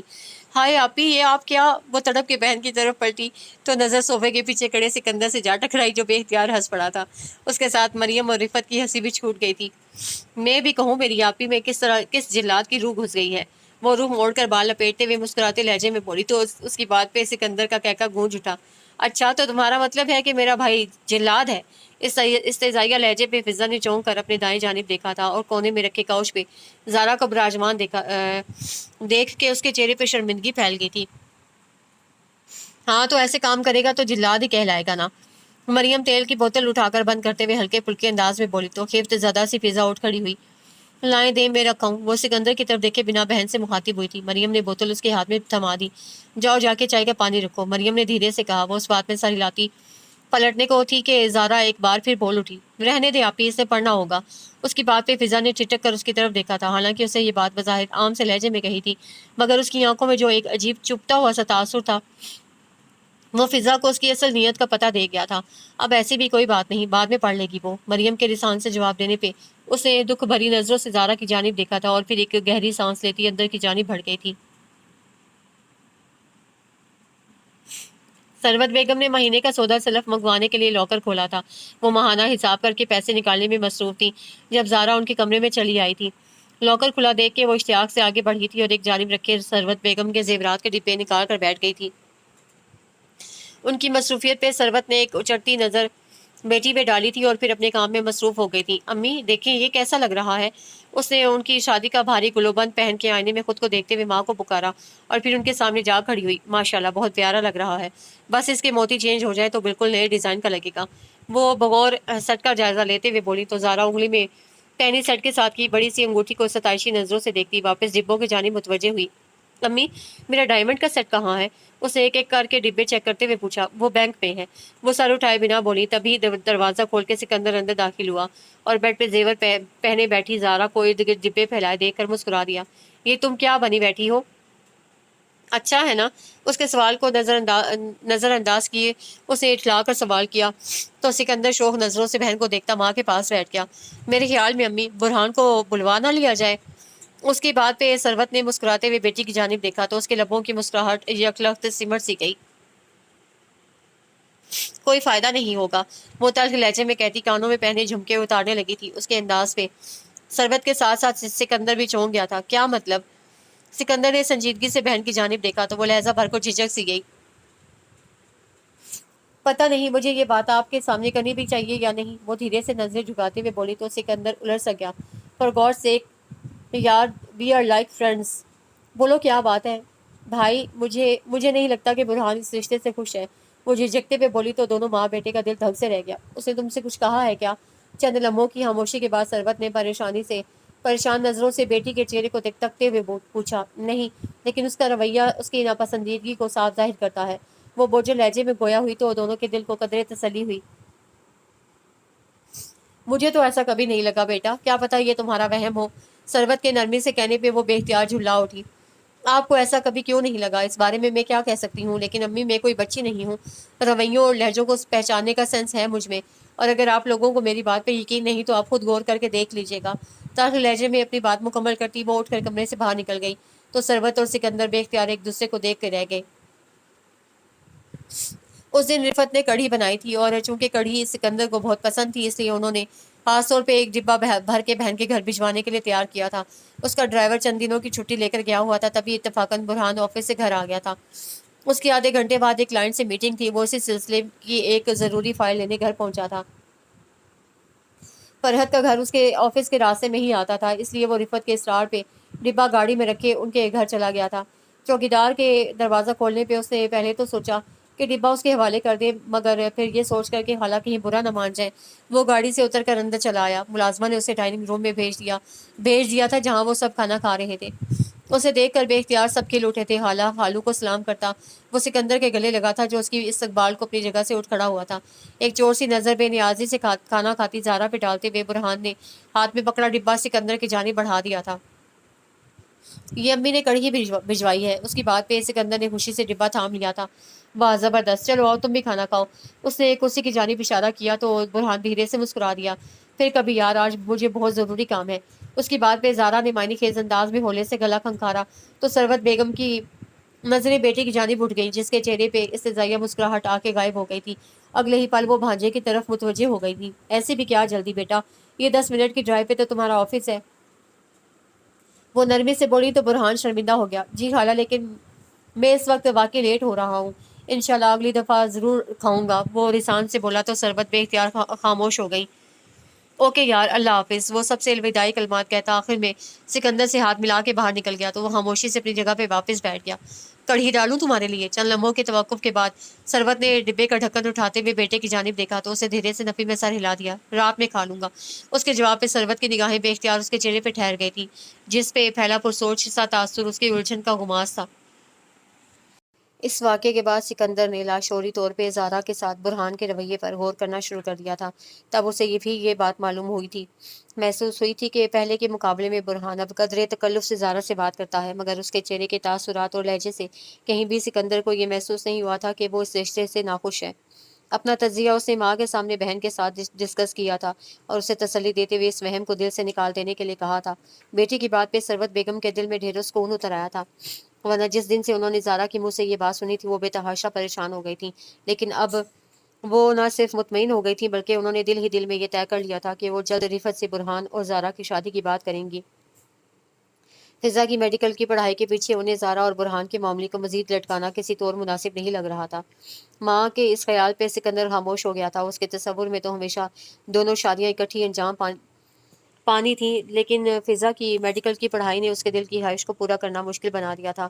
وہ اندر ہی اندر جھنجھلا گیا تھا۔ کیا تھا اگر جو فضا اس کی خاطر اپنا MBBS شادی کے بعد مکمل کر لیتی؟ اپنے اس خیال کو اسے ایک دن فضا کے سامنے زبان دینے کا موقع مل گیا تھا۔ وہ سب کزنز مل کر آؤٹنگ کے لیے نکلے تھے اور باتوں باتوں میں موضوع گفتگو آج کل کی لڑکیوں پہ جا پہنچا تھا۔ توبہ کرو، آج کل کی لڑکیاں اتنی خود سر ہیں کہ وہ اپنی خواہشات کے آگے کسی چیز کو اہم نہیں جانتی۔ کمپرومائز کس چڑیا کا نام ہے ان کو معلوم تک نہیں۔ مرتضیٰ نازش کی بات پہ استزائیہ لہجے میں بولا تو فضا کے لیے خاموش رہنا مشکل ہو گیا۔ آپ ساری لڑکیوں کے لیے یہ بات نہیں کہہ سکتے مرتضیٰ بھائی، ہمارے ہاں تو آج بھی ہر معاملے میں زیادہ تر کمپرومائز عورت ہی کرتی ہے، خاص طور پہ شادی کے بعد تو ایڈجسٹ کے نام پہ صرف لڑکی ہی ہر طرح کا کمپرومائز کرتی ہے۔ کبھی آپ نے کسی لڑکے کو شادی کے بعد خود کو اپنی بیوی کے مطابق ڈھالتے دیکھا ہے؟ وہ اپنے ماموزات کی طرف دیکھتی رسان سے بولی تو وہ بے اختیار پاس بیٹھے سکندر کا شانہ تھپ تھپاتے ہوئے شرارت سے مسکرا دیا۔ ہاں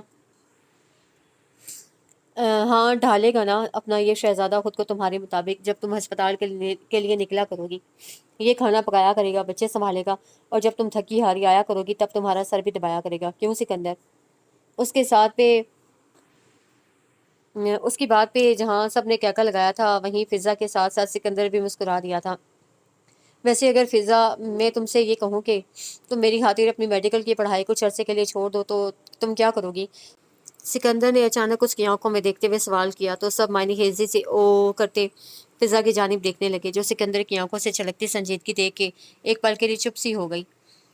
تو میں آپ سے ریکویسٹ کروں گی کہ مجھے اتنے مشکل امتحان میں مت ڈالیں۔ ایک نظر اس پہ ڈالتی وہ پلکیں جھکا گئی تھی۔ اس کے جواب پہ سکندر کی آنکھوں میں دکھ کی کیفیت پھیل گئی تھی، یعنی سکندر کی ذات اس کے لیے اہم تھی مگر اتنی اہم نہیں کہ وہ اسے اپنی پڑھائی پہ فوقیت دے دیتی۔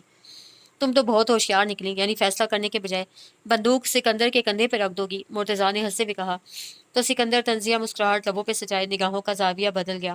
اس کے چہرے سے چھلکتی خفگی کو چور نظروں سے دیکھتی فضا کے لبوں پہ ایک پھیکی سی مسکراہٹ در آئی تھی۔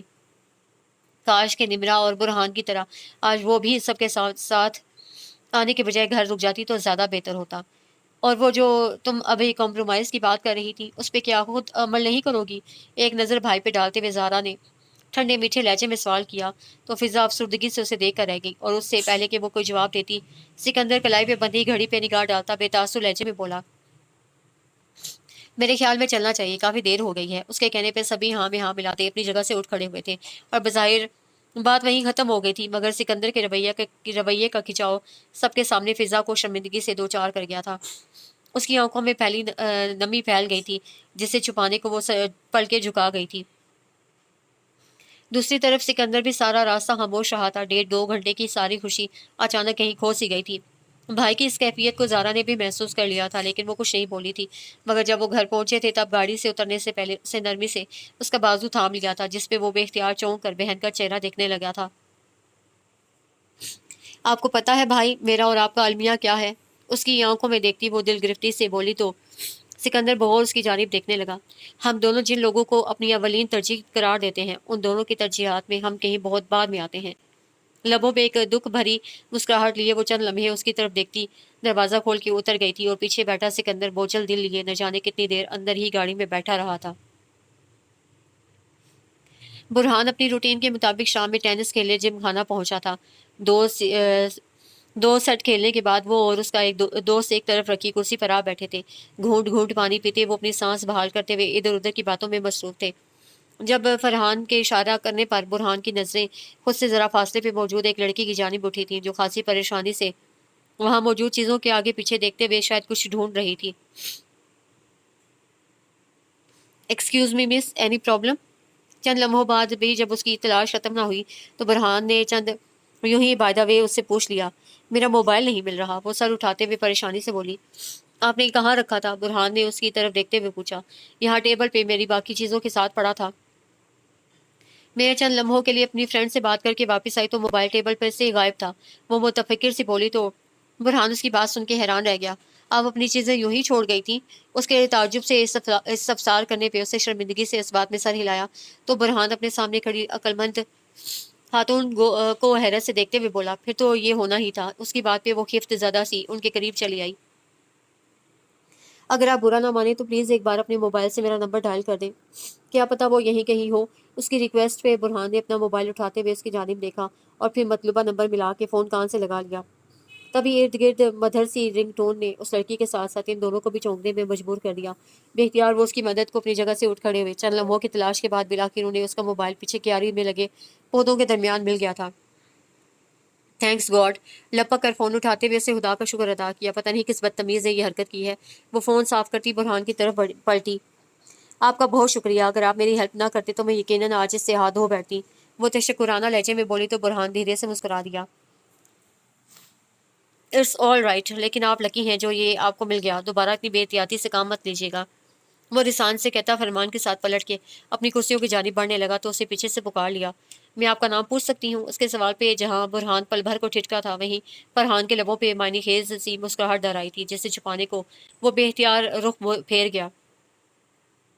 बुरहान मसूद, वो धीरे से बोला। ओके बुरहान साहब, फिर मुलाकात होगी, बाय। वो मजे से कहती अपनी टेबल की तरफ बढ़ गई तो बुरहान उसकी हरकत पे अचंभे से मुस्कुराता हुआ पलट के आगे बढ़ गया, जबकि उसके साथ चलते फरहान के दांत अब पूरी तरह निकल आए थे। फिर क्या ख्याल है बुरहान साहब, दोबारा कब मिलना है? उस इशारे से उसकी तरफ देखते हुए कहा तो वो बेख्तियार हंस पड़ा। बको मत। लेकिन आने वाले दिनों में वो लड़की जब भी बुरहान को नजर आती थी वो उसे सलाम दुआ के बगैर आगे नहीं बढ़ी थी। यूं ना चाहते हुए भी बुरहान की उस साहिरा नसीर नामी लड़की से अलैक सलैक हो गई थी। वो इतवार का दिन था। सिकंदर कुछ देर पहले सो के उठा था और अब नाश्ते का मुंतजिर था। उनके पापा अपने दोस्त की तरफ जाने का प्रोग्राम बनाए हुए थे। ज़ारा फ़ोन पे चिपकी अपनी किसी सहेली से बातों में मसरूफ थी। तभी मुलाजमा किसी लड़की की आमद का पैगाम लिए अंदर चली आई थी, जो सिकंदर या फिर सरवत बेगम से मिलना चाहती थी। उसकी बात पे हैरान होते हुए सिकंदर ने मुलाजमा को उसे ड्राइंग रूम में बिठाने के लिए कहा था और फिर माँ को लिए उससे मिलने चला आया था। उन्हें देखकर वो अपनी जगह से उठ खड़ी हुई थी। रस्मी सी तारुफ के बाद वो अपने असल मुद्दा की जानिब आई थी। देखिए आंटी, मैं आप लोगों से जो बात करने आई हूँ उसे प्लीज़ हौसले से सुनिएगा। दोनों की तरफ देखते हुए उसे धीमे लहजे में तमहीद बांधी तो ना चाहते हुए भी सरवत बेगम और सिकंदर परेशान हो गए। बात दरअसल ये है कि बुरहान और मैं एक दूसरे को पसंद करते हैं। उसकी बात पे इन दोनों के सर पे जैसे छत आ पड़ी थी। वो बेयकीनी से आंखें फाड़े उसे अपने सामने बैठी लड़की को देख रहे थे, जो उनके कदमों तले से ज़मीन सिरकाने के बाद नादिम लहजे में गोया हुई थी। आप यकीन करें, मैं बिल्कुल नहीं जानती थी कि वो मंगनी शुदा है, मगर जब मुझे इस हकीकत का इल्म हुआ तब मैंने उससे साफ लफ्ज़ों में कह दिया कि वो मुझे और अपनी मंगेतर को धोखा देने के बजाय हम दोनों में से किसी को चुन ले। तब उसने फैसला मेरे हक में दे दिया और मुझे यकीन दिलाया कि वो जल्द آپ سب کو میرے بارے میں بتا دے گا۔ مگر پھر وہ اس موضوع سے دامن بچانے لگا اور رفتہ رفتہ مجھ سے بھی گریز برتنے لگا۔ تب میں سمجھ گئی کہ اس نے مجھ سے محض فلرٹ کیا ہے، لیکن میں نے اسے پوری سچائی سے چاہا ہے، اور میں آج آپ کے پاس یہی درخواست لے کر آئی ہوں کہ آپ پلیز میری مدد کریں، کیونکہ وہ آپ کی بیٹی کے ساتھ نہ تو مخلص ہے اور نہ ہی اسے برہان کو کوئی لگاؤ ہے۔ لیکن اگر آپ لوگ یہ رشتہ ختم کر دیں گے تو ہو سکتا ہے کہ وہ میری طرف لوٹ آئے، کیونکہ میں اس کے بغیر نہیں رہ سکتی۔ وہ دونوں ہاتھوں میں چہرہ چھپائے پھوٹ پھوٹ کر رو پڑی تو سکندر، جو بڑے ضبط سے اس کی بات سن رہا تھا، سخت لہجے میں بول اٹھا، بند کرو یہ ڈرامہ۔ کیا ثبوت ہے تمہارے پاس اس ساری بکواس کا جو تم نے ابھی کی ہے؟ اس کی بات پہ وہ لڑکی غصے سے اپنے آنسو پوچھتی پرس کھولنے لگی تھی۔ میں جانتی تھی کہ آپ لوگ میری بات کا یقین نہیں کریں گے۔ اسے پرس میں ہاتھ ڈالتے ہوئے ایک لفافہ نکالا تھا اور پھر اسے سینٹر ٹیبل پہ پھینک دیا۔ یہ رہا ثبوت، اب شاید آپ کو میری باتوں کا یقین آ جائے۔ اس کے نڈر انداز پہ دونوں ماں بیٹے کی آنکھیں سراسیمگی کے عالم میں سامنے پڑے خاکے لفافے پہ جا ٹھہری تھی۔ اگلے ہی پل سکندر نے سورج سے آگے بڑھ کے لفافہ اٹھاتے ہوئے کھول لیا تھا۔ ہاں، میں اس لڑکی کو جانتا ہوں، مگر یہ تصویریں؟ برہان نے اڑی ہوئی رنگت کے ساتھ ایک نظر تمام حاضرین محفل کی جانب دیکھتے ہوئے ہاتھ میں پکڑی تصویروں کی طرف دیکھا تھا، جن میں وہ مختلف پوز میں ساحرہ کے نصیر کے ساتھ تھا۔ یہ ساری تصویریں جم خانہ میں الگ الگ دونوں دنوں پہ لی گئی تھیں، اور جس ہوشیاری سے لی گئی تھیں اس کی بدولت دونوں کے درمیان گہرا تعلق ظاہر ہو رہا تھا۔ حالانکہ ایسا کچھ بھی نہیں تھا، وہ تو اس لڑکی کو ٹھیک سے جانتا بھی نہیں تھا۔ یہ تصویریں بالکل غلط انداز سے لی گئی ہیں، ہمارے درمیان ایسا کچھ بھی نہیں ہے۔ آپ لوگ میرا یقین کریں، میں تو اس لڑکی سے سوائے رسمی… اس سے پہلے کہ وہ اپنی بات مکمل کرتا، سکندر کا خون کھول اٹھا تھا۔ ایک جھٹکے سے اپنی جگہ سے اٹھتے ہوئے اسے برہان کا گریبان پکڑ لیا تھا، اور اس کی اس حرکت پہ ان کے ساتھ آئے ان کے ماموں اور آغا فرمان سورج سے اٹھ کر ان کی جانب لپکے تھے، جبکہ روتی ہوئی رفت، نمرہ اور فضا کی مارے خوف کے چیخ نکل گئی تھی۔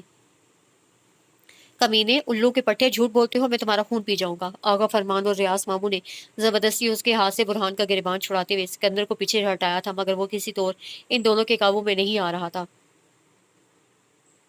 اس دہشت ناک منظر پہ آنسو بہاتی فضا نے بے اختیار آنکھیں بند کر لی تھی۔ یہ اچانک کیا ہو گیا تھا، اس کی سمجھ میں کچھ نہیں آ رہا تھا۔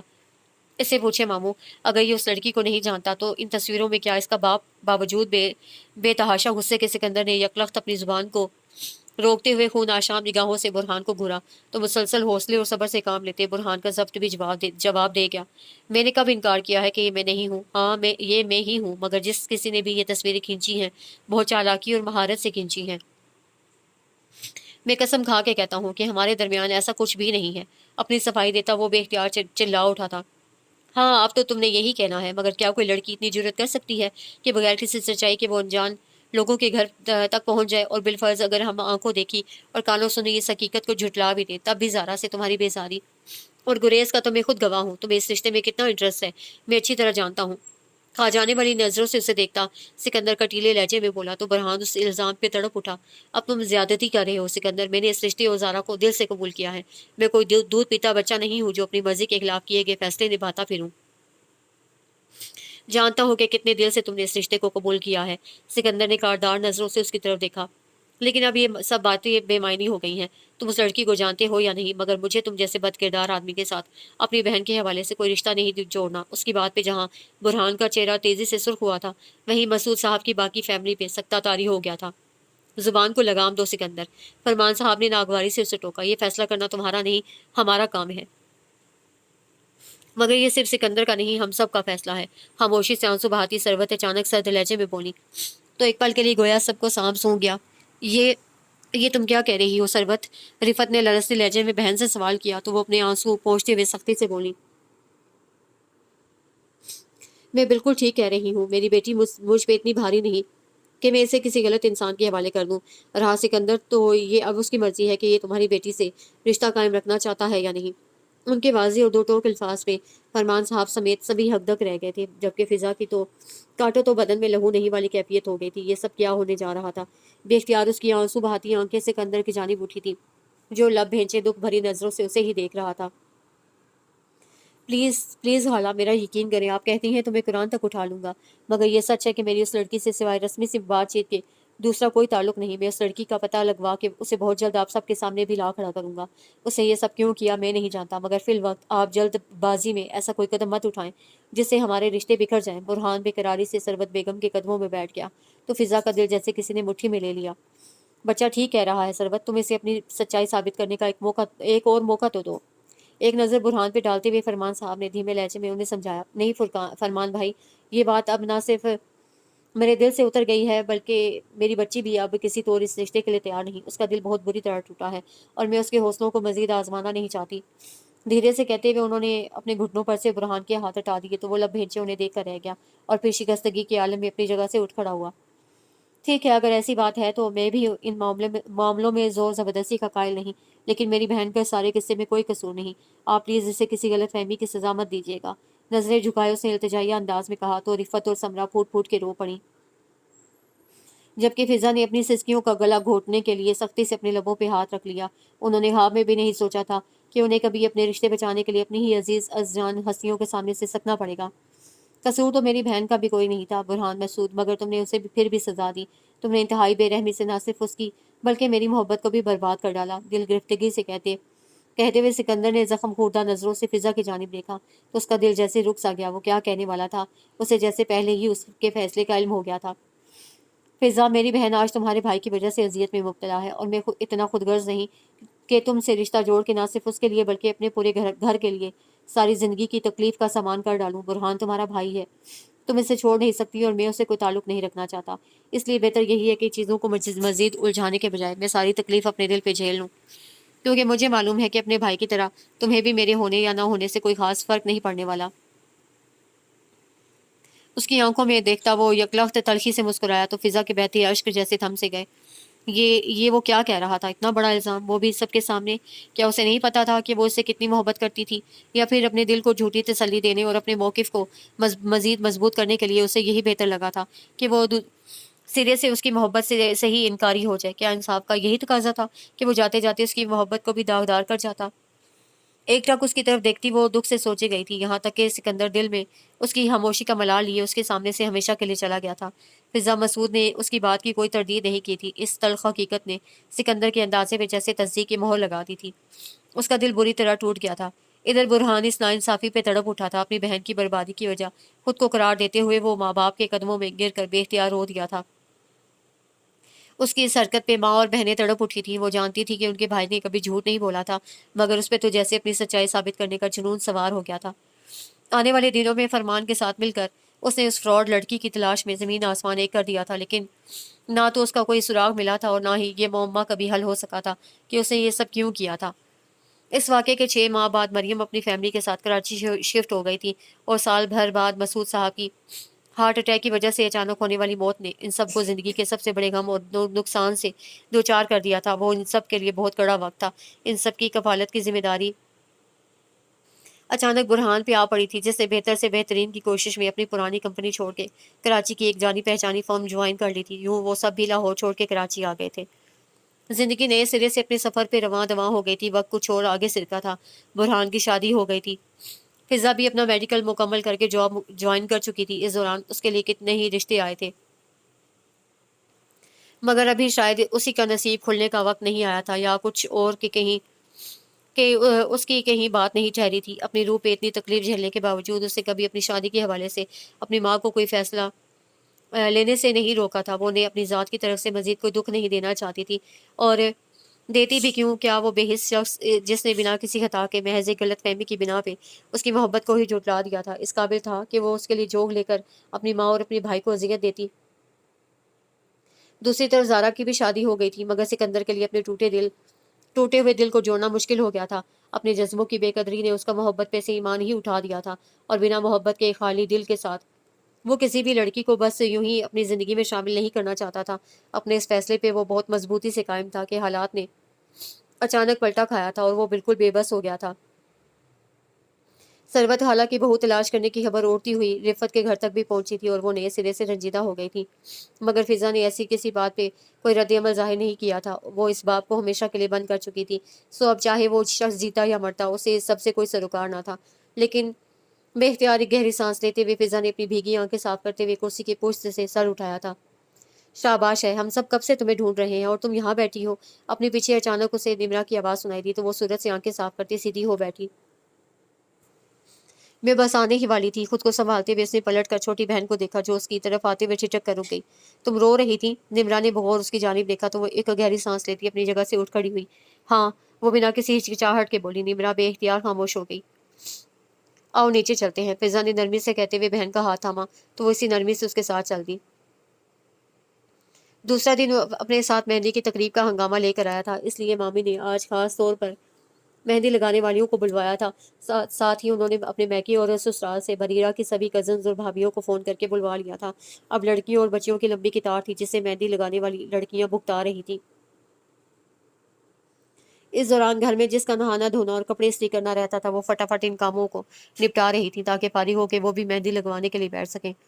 खाना पकाना और मर्द हजरात की वक्त बे वक्त चाय शरबत की फरमाइश आज मुकम्मल तौर पर मुलाजमाओं के सुपुर्द थी। तुम शाम में तैयार होने के लिए पार्लर चलोगी फिजा? परवा भाभी ने मेहंदी लगवाते हुए अपने दाएं जानी बैठी नन से पूछा, जो बगौर अपनी हथेली पे लहजा बलहजा भरते बेल बूटों का जायजा ले रही थी। नहीं भाभी, वो अपनी मेहंदी पे से नजर हटाते हुए बोली। क्यों? उन्होंने चौंकते हुए उसकी तरफ देखा। आपको पता तो है मेकअप में ज्यादा करती नहीं हूँ और बाल मेरे पहले से लेयर्स में कटे हुए हैं जिन्हें मैं खुद ही ब्लो ड्राई कर लूंगी। उसने मुस्कुराते हुए कहा तो फरवा की नजर उसकी पौनी पर जा ठहरी।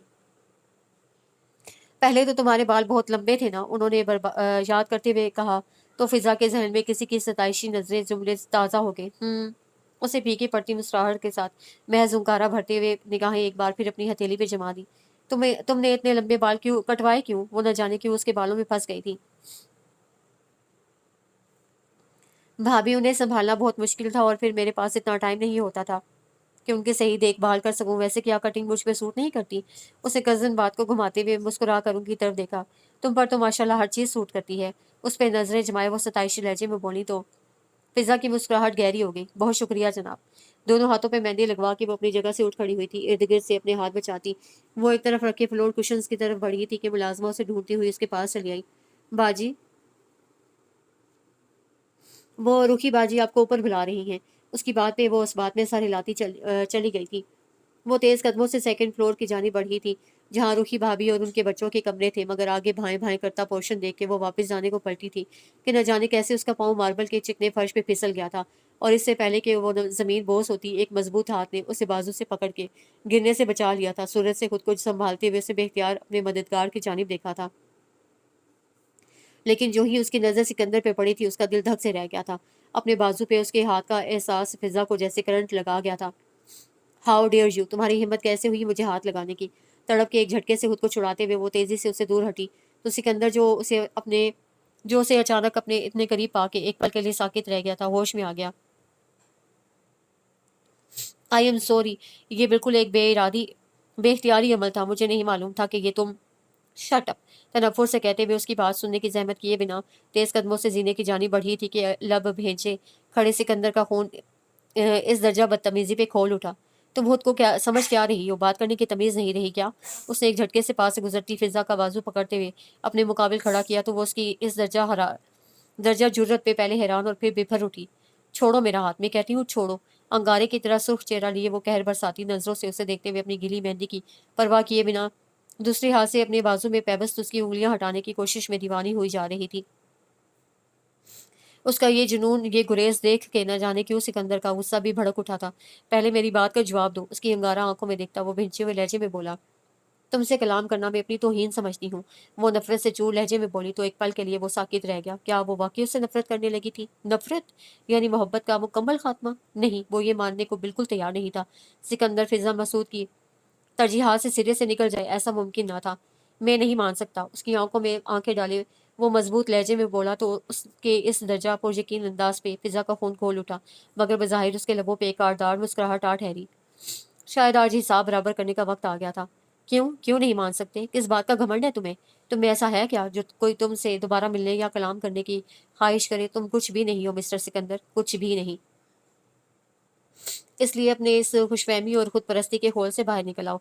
उसकी आंखों में देखते हुए उसने अपने अंदर की सारी खोलन उस पर उंडेल दी तो सिकंदर के लबों पे एक तल्ख मुस्कुराहट फैल गई। और कुछ उसकी आंखों में आंखें डाले वो जख्म घूरदा सा बोला था। उसकी आंखों से टपकती अजियत और चेहरे पे फैले कर्ब ने ना चाहते हुए भी फिजा को खामोश होने पर मजबूर कर दिया था। अब मेरी सुनो, मैं इसलिए नहीं मान सकता कि जज्बों का ये अलाव जब मेरे अंदर अब तक जल रहा है तो तुम्हारे अंदर भला ये कैसे सर्द पड़ सकता है? हाँ, मुझे घमंड है अपनी मोहब्बत का जो अब तक तुम्हें मुझसे बांधे हुए है, चाहे तुम कलाम करो या ना करो। लेकिन ये भी सच है कि मैं इन 6 सालों में ये जान चुका हूँ कि सिकंदर फिजा के बगैर कुछ नहीं, कुछ भी नहीं। اس کے بے یقین چہرے پہ نگاہیں جمائے شدت جذبات سے سکندر کا گلا بند ہو گیا تو وہ بے اختیار خاموش ہو گیا، جبکہ فضا کا رنگ لٹھے کی مانند سفید پڑ گیا تھا۔ یہ وہ کیا کہہ رہا تھا؟ اس کے متوحش چہرے کو دیکھتے ہوئے سکندر نے آہستگی سے اس کا بازو چھوڑ دیا تھا، لیکن وہ کسی بت کی طرح بنا پلکے جھپکائے اپنی جگہ پہ سادہ رہ گئی تھی۔ اسے یوں ساکت کھڑا دیکھ کے سکندر نے دھیرے سے اسے پکارا تھا، فضا، فضا کیا تم؟ لیکن اس سے پہلے کہ وہ اپنی بات مکمل کرتا، فضا کا وحشت زدہ وجود جیسے ہوش میں آ گیا تھا۔ گہرے گہرے سانس لیتی وہ الٹے قدموں پیچھے ہٹی تھی اور پھر پلٹ کر بھاگتی ہوئی زینہ عبور کرتی اس کی نگاہوں سے اوجھل ہو گئی تھی۔ بے یقینی، غصہ، وحشت اور نہ جانے کون کون سا احساس تھا جس نے ایک ساتھ مل کر فضا مسعود پہ دھاوا بول دیا تھا۔ ایک بے وزنی کی کیفیت تھی جو اس پہ طاری ہو گئی تھی۔ اسی حالی ذہنی کے عالم میں وہ ارد گرد کی پرواہ کیے بنا آندھی طوفان کی طرح 2 منزلہ سیڑھیاں اترتی نیچے آئی تھی، لیکن آگے لاؤنج میں سب کو جمع دیکھ کے اس کے قدم وہیں دہلیز پہ جم گئے تھے اور آنکھیں سامنے نظر آتے منظر پہ گویا ساکت ہو گئی تھی، جہاں ہزاروں کی طار روتی ہوئی سروت بیگم نے مریم کے ہاتھ تھام رکھے تھے۔ مجھے معاف کر دو، مجھے معاف کر دو میری جان کہ میں اپنے گھر، اپنے رشتوں کو اپنے ہی چراغ سے نہ بچا سکی۔ میں یہ جان ہی نہ سکی کہ میں جس بیٹی کی تکلیف پہ تڑپ کے تم لوگوں سے سوال جواب کرنے چلی آئی تھی، در حقیقت یہ سب اسی کی ایما پر ہوا تھا۔ وہی تھی جس نے رضا کے ساتھ مل کر اس لڑکی کو برہان کے پاس بھیجا تھا۔ وہ ندامت سے چور لہجے میں بولی تو ان کے مقابل کھڑی مریم اور نمرا سمیت باہر کھڑی فضا بھی اس انکشاف پہ بہچکا رہ گئی۔ لیکن اسے یہ سب کیوں کیا؟ اور آپ آج 6 سال بعد یہ بات ہمیں بتا رہی ہیں؟ مریم کے لیے اپنی حیرت اور دکھ پر قابو پانا مشکل ہو گیا تھا۔ میں تم لوگوں کو کیا بتاتی، ہم پہ تو خود یہ تلخ حقیقت 2 ماہ پہلے اچانک کھلی ہے، جب ایک روز سکندر نے زارا کے موبائل میں اس لڑکی اور زارا کی حالیہ تصویریں دیکھ کے اسے پہچان لیا تھا۔ تب زارا نے سکندر کی باس پرس پہ ہم سب پر یہ جان لیوا انکشاف کیا کہ وہ اور رضا ایک دوسرے کو چاہتے تھے اور انہوں نے ایک دوسرے سے شادی کرنے اور برہان سے زارا کا رشتہ ختم کروانے کے لیے ہی یہ سارا کھیل کھیلا تھا۔ نظریں جھکائے انہوں نے زارا کے شوہر اور اپنے داماد کا نام لیا تو نمرا اور مریم کو جیسے سام سونگ گیا، جبکہ فضا کے قدم بے اختیار لڑکھڑا گئے۔ اتنا بڑا دھوکہ! تیزی سے دیوار کا سہارا لیتے ہوئے اس نے خود کو گرنے سے بچایا تھا۔ یہ آج ہو کیا رہا تھا؟ اسے تو ان پے در پہ ملنے والے جھٹکوں نے صحیح معنوں میں نڈھال کر کے رکھ دیا تھا۔ میں سب کے سامنے کیا کہوں اور کس منہ سے کہوں، لیکن یہی حقیقت ہے کہ زارا کی خود غرضی نے نہ صرف میرے بچے کا دل، اس کی زندگی برباد کر دی، بلکہ میرے بے حد پیارے رشتوں کو بھی مجھ سے چھین لیا۔ اس نے ہمیں تم میں سے کسی کے سامنے سر اٹھانے کے لائق نہیں چھوڑا۔ ثروت خالہ کی روتی ہوئی آواز فضا کی سماعتوں سے ٹکرائی تو اس نے بے اختیار اپنی نڈھال آنکھیں بند کر لیں۔ اب اس سب کا کیا فائدہ؟ سب کچھ تو ختم ہو گیا۔ کرب سے سوچتے ہوئے اس کی آنکھوں میں جلن اتر آئی تھی۔ جو ہونا تھا وہ تو ہو گیا خالہ جان، اب اس سب کو دہرانے سے بھلا کیا فائدہ؟ چند لمحوں کی بوجھل خاموشی کے بعد اسے اپنے دل کا گلا مریم کی رنجیدہ آواز میں سنائی دیا تو اس کی بند آنکھوں سے آنسو نکل کر اس کی گالوں پر پھسل آئے۔ ہاں، جو ہونا تھا وہ تو ہو چکا، مگر میں اپنے بچے کا کیا کروں جس حقیقت کے کھلنے کے بعد اندر سے بالکل ٹوٹ کر رہ گیا ہے۔ اسے کیا پتا تھا کہ وہ جس بہن کی محبت میں اپنا دل برباد کر رہا ہے وہی اس کی پیٹھ میں خنجر گھونپ رہی ہے۔ وہ اس کی محبت کی قبر پر اپنی خواہشات کا محل تعمیر کر رہی ہے۔ خود غرضی کے اس کھیل میں ہر طرف سے شکست تو میرے بچے کے حصے میں آئی ہے۔ اس نے نہ صرف اپنی خواہش کھو دی بلکہ بہن جیسے پیارے رشتے کے ہاتھوں دھوکہ کھا کے وہ تو بالکل تہی دامن رہ گیا۔ ثروت بیگم یکلخت پھوٹ پھوٹ کے رو پڑی تو وہاں موجود سب کی آنکھیں بھی بھیگ گئیں۔ اس میں کوئی شک نہ تھا کہ ان میں سے کوئی بھی اس اذیت کا اندازہ نہیں کر سکتا تھا جو ایک ماں کو اپنی اکلوتی بیٹی اور ایک بھائی کو اپنی اکلوتی بہن کے ہاتھوں دھوکہ کھا کے ہوئی تھی۔ بیٹا، تم لوگ سکندر کو معاف کر دو۔ اس کی جگہ اگر برہان بھی ہوتا تو شاید اس تکلیف کے وقت میں اپنی بہن اور اپنے گھر والوں کا ہی ساتھ دیتا۔ اس نے اپنے کہے کے مطابق نہ صرف اپنے بھائی کے ہونے کا حق ادا کیا بلکہ فضا سے دستبردار ہونے کے بعد اس نے حقیقتاً اس کی جدائی کی ہر اذیت اپنے دل پر تنہا جھیل لی۔ ہم سب گواہ ہیں اس بات کے کہ ان 6 سالوں میں اس نے اپنے ماں باپ اور بہن بھائی کا ہر فرض ادا کیا، لیکن جہاں اس کی شادی کی بات آئی وہ دامن بچا گیا۔ لیکن جب ثروت کو ہارٹ اٹیک ہوا تب وہ اپنی ماں کی تکلیف کے آگے بے بس ہو گیا۔ انہی دنوں جب وہ سب اس کے لیے لڑکی تلاش کر رہے تھے تب اچانک ایک روز ماضی کی سچائی اس پہ آشکار ہو گئی تھی۔ اس وقت جو اس کی حالت ہوئی تھی اس نے زارا جیسی خودغرض اور بے حس لڑکی کو بھی رلا دیا تھا، مگر اس نے کسی قیمت پہ اسے معاف نہیں کیا، ہم میں سے کسی کے کہنے پہ بھی نہیں۔ ثروت نے بھی بیٹی سے لا تعلقی اختیار کر لی اور وہ یوں ہی روتی ہوئی واپس انگلینڈ چلی گئی۔ ان دنوں سکندر پہ صرف ایک جنون سوار تھا، کسی طرح تم سب سے معافی مانگ کر فضا پہ اپنی پشیمانی اور محبت واضح کرنا۔ وہ اتنا بیکل تھا کہ بعض اوقات مجھے اس پہ بے اختیار ترس آنے لگتا تھا۔ آغا ماموں کی بھاری آواز فضا کے کانوں سے ٹکراتی اس کی آنسوں میں شدت لے آئی تھی، یہاں تک کہ وہ دونوں ہاتھوں میں چہرہ چھپائے دیوار کے سہارے زمین پہ بیٹھتی چلی گئی تھی۔ تو پھر اچانک بریرہ کی شادی کا ہنگامہ اٹھ کھڑا ہوا۔ تب اس کی منتوں پہ ہی میں نے تم سب سے ثروت اور اس کی فیملی کے لاہور میں نہ ہونے کی غلط بیانی کی تھی، تاکہ تم سب کے ساتھ ساتھ فضا بھی یہاں آ سکے اور سکندر اور ثروت کو تم سب سے اپنی بات کہنے کا موقع مل سکے۔ وہ اپنے ماں باپ کی شادی کے 4 سال بعد بہت دعاؤں کے بعد ہوا تھا۔ اس حساب سے وہ اپنے دودیال اور ننیال دونوں کا بے حد پیارا بھی تھا۔